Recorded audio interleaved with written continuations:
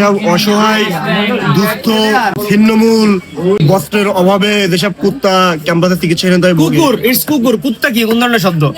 আপনি তো প্রথমেই তো আগে প্রাণীর আহ্বান করলেন। আপনি কুত্তা কোন ধরনের শব্দ? কুত্তা আপনি কোথায় পাইছেন? কুকুর, ডগ।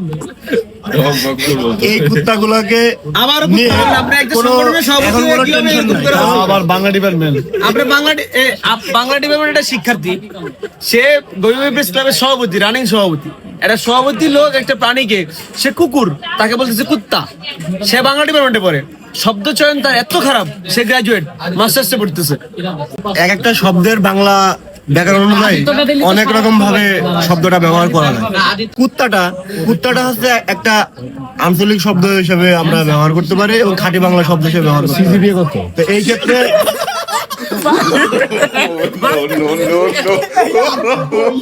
no.